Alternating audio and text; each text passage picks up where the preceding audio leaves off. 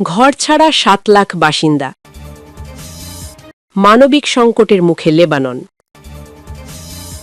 হতে পারে বিশ্ববাজারে কমল তেলের দাম। শুনছিলেন শিরোনাম, এবার বিস্তারিত। তার আগে অনুরোধ থাকবে চ্যানেলটি সাবস্ক্রাইব করবেন। ঘরছাড়া ৭ লাখ বাসিন্দা, মানবিক সংকটের মুখে লেবানন। ক্রমবর্ধমান সংঘাতের জেরে লেবাননে মানবিক বিপর্যয় চরম আকার ধারণ করেছে।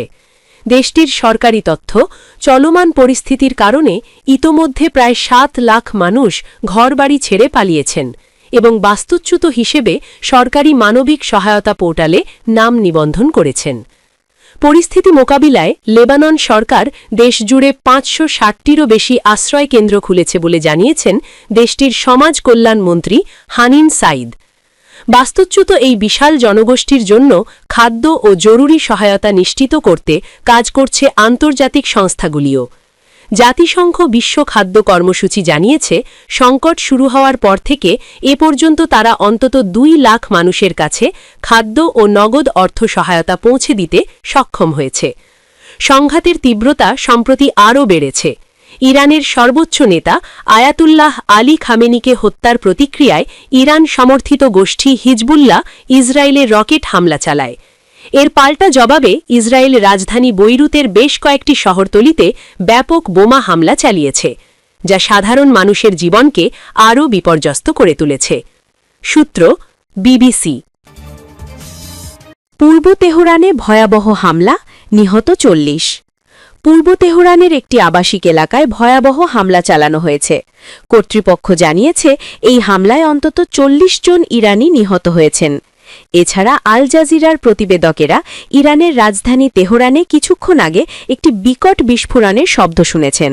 তবে হামলার লক্ষ্যবস্তু ও ক্ষয়ক্ষতি সম্পর্কে বিস্তারিত এখনও জানা যায়নি। সোমবার সারা দিন ধরেই পরিস্থিতি এমন ছিল। প্রতি ১ বা ২ ঘণ্টা অন্তর এ ধরনের বেশ কয়েকটি বিস্ফোরণ ঘটছে। সোমবার ইস্পাহান সহ অন্যান্য বড় শহরগুলোকেও লক্ষ্যবস্তু করা হয়েছে। ইস্পাহানের পারমাণবিক স্থাপনাগুলোর কাছাকাছি এলাকায় হামলা হওয়ায় সেখানে উদ্বেগ বাড়ছে। এছাড়া গভর্নরের কার্যালয়েও হামলা হয়েছে বলে খবর পাওয়া গেছে। ইউনেস্কো স্বীকৃত বিশ্ব ঐতিহ্যের তালিকাভুক্ত একটি প্রাচীন প্রাসাদও বোমা হামলায় মারাত্মকভাবে ক্ষতিগ্রস্ত হয়েছে। সূত্র আল জাজিরা। ইরানের বিরুদ্ধে যুক্তরাষ্ট্র ইসরায়েলের যুদ্ধ খুব শিগগিরই শেষ হতে পারে, তেলের দাম কমল।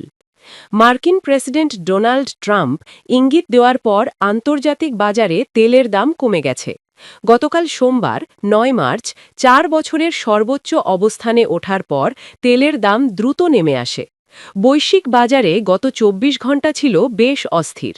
এর আগের দিন আন্তর্জাতিক মানদণ্ড ব্রেন্ট ক্রুড তেলের দাম ব্যারেল প্রতি $১০০ ছাড়িয়ে যায়, যা ২০২২ সালে রাশিয়া ইউক্রেন আক্রমণের পর প্রথম। এতে এশিয়া ও ইউরোপের প্রধান শেয়ার বাজারগুলোতে বড় ধরনের বিক্রি শুরু হয়। নিউ ইয়র্কের ওয়াল স্ট্রিটও দিনের শুরুতে চাপের মুখে পড়ে।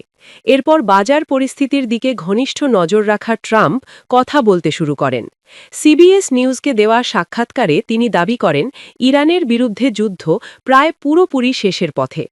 সোমবার একসময় ব্যারেল প্রতি $১১৯.৫০ পর্যন্ত ওঠা ব্রেন্ট ক্রুডের দাম দ্রুত কমে দিনের শেষে $৯৮.৯৬ নেমে আসে। তথ্যসূত্র দ্য গার্ডিয়ান।